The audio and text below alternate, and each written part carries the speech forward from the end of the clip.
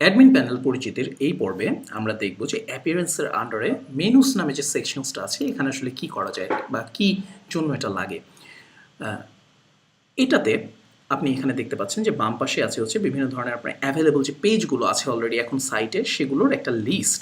এখানে দেখতে পাবেন হচ্ছে পোস্টগুলোর লিস্ট। এখানে দেখতে পাবেন হচ্ছে আপনি যদি কাস্টম কোনো লিঙ্ক অ্যাড করতে চান মেনুতে, ক্যাটাগরিতে এখানে কোনো অ্যাভেলেবল ক্যাটাগরি যদি থাকে যেগুলো আপনার সাইটে এখন আছে সেগুলো। আর ওয়ার্ডপ্রেসে মজার জিনিস হচ্ছে মেনু বলতে আসলে বোঝায় হচ্ছে যে কোনো জায়গায় কোনো একটা নেভিগেশন তৈরি করা। আমরা শুধু ওয়েবসাইটে মেনু বলতে নেভিগেশনকেই বুঝি, তাই না? সো মেনু মানে নেভিগেশন, একই কথা।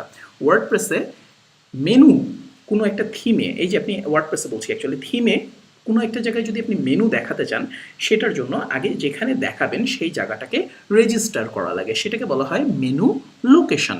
যেমন আমরা এখন যেই থিমটা ইউজ করছি এখানে ডিফল্ট যেটা আছে 2017, এখানে দেখেন দুইটা মেনু রেজিস্টার করা আছে, একটা হচ্ছে টপ মেনু, একটা হচ্ছে সোশ্যাল লিঙ্কস মেনু। সো এই যে এখানে আছে এই যে মেনুগুলো তৈরি করা যাচ্ছে এখানে এগুলোকে আপ ডাউন মানে আগে পিছিয়ে করা যাচ্ছে, চাইল্ড হিসাবে করা যাচ্ছে একটা আরেকটা চাইল্ড, এমনকি এরপরও আরও লেভেল বাড়ানো যাচ্ছে, নেস্টিং করা যাচ্ছে।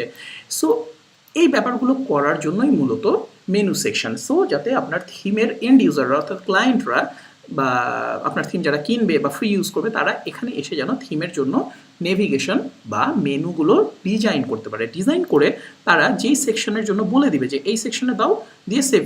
তখন অ্যাজ এ থিম ডেভেলপার আপনার কাজ হচ্ছে ক্লায়েন্ট যেভাবে মেনুটা ডিজাইন করেছে ঠিক সেইভাবে মেনুটাকে দেখানো। দুইটা ইম্পর্টেন্ট এখানে টার্ম আছে, একটা হচ্ছে মেনু লোকেশনস আর একটা হচ্ছে মেনু।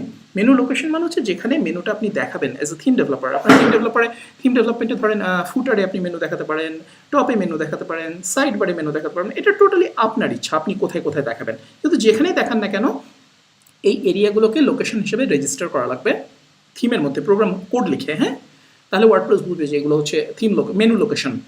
তারপরে আপনার ক্লায়েন্টরা তখন এসে মেনু ডিজাইন করে তারা বলে দেবে যে হ্যাঁ এটা সাইড বারে দেখাও, অথবা এটা ফুটারে দেখাও, অথবা এটা হেডারে দেখাও। আপনি যেভাবে তাদেরকে ডিরেকশন দিয়েছেন তারা সেটা সেভাবে করবে। সো মেনু সেকশনটা খুব খুব ইম্পর্ট্যান্ট। এবং ক্লায়েন্টরা এই যে এখানে ইচ্ছা করলে যে কাস্টমস লিঙ্কস সেকশনে এসে তারা কিন্তু যে কোনো লিঙ্ক একটা মেনু হিসেবে অ্যাড করবে। মনে করেন আমি যদি একটা গুগলের মেনু অ্যাড করতে চাই, google.com, এই যে ক্লিক করলাম, দেখেন এই যে চলে এসছে গুগল। আমরা যদি এখন এটা সবার উপরে দেখাচ্ছি ফেসবুকের উপরে, তাহলে আমি জাস্ট টেনে এটা ফেলাই দেবো। ক্লায়েন্ট করবে, করে সেভ করলে সাথে সাথে থিম ডেভেলপার আপনার কাজ হবে সাইটেও একইভাবে এই অর্ডারেই জিনিসটা দেখানো। ওকে, আর এখানে বিভিন্ন ধরনের এই যে থিমে অ্যাভেলেবল এখন এই মুহূর্তে যে লোকেশনগুলো আছে সেই লোকেশনগুলো এখানে দেখা যায়। ওকে, সো আপনি ইচ্ছা করলে এটা এই যে ম্যানেজ উইথ লাইভ প্রিভিউ মানে কাস্টমাইজার দিয়েও এই মেনু লোকেশনগুলো এডিট করতে পারবেন যদি আপনি থিম ডেভেলপার হিসেবে আপনার থিমে এই সাপোর্টটা রাখেন, তাহলেই একমাত্র।